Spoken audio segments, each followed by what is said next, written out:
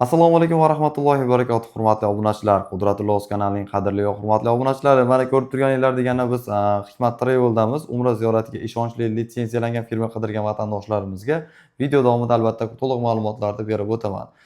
Umra ziyorati ochildimi Qudratullo, qanaqa bo'lyapti reyslar, qadr kechasi hayit namoziga ulguramizmi, imkoni bormi degan obunachilarimizga ertaga 14-mart sanasiga reysimiz bor.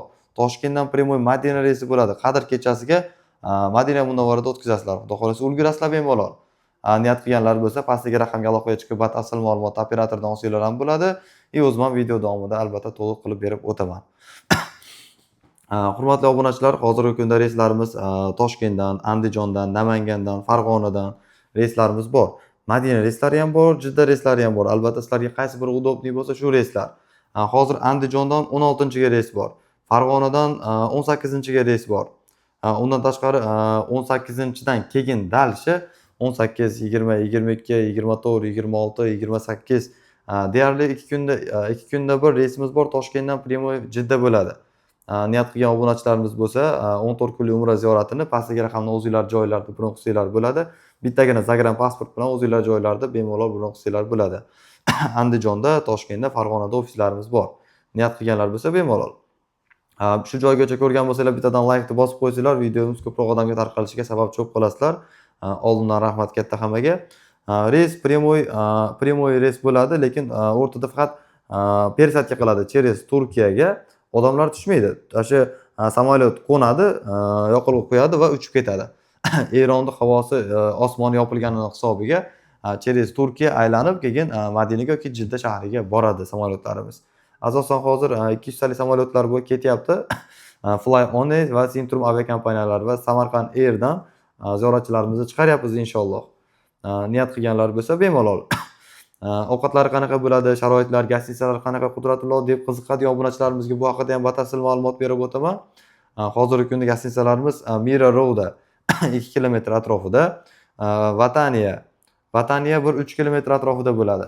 Abror Jiddaniya 5 kilometr atrofida bo'ladi. Hurmatli obunachilar, xudo xolasa saharlik iftorliklari bor. Agar Ramazondan keyingi boraman Qudratullo narxlar qancha chiqdi deganlarga $1200 hisoblanadi. Shu oyda oxirigacha deyarli 2 kunda bir, vodiydan 3 kunda bir reyslarimiz bor.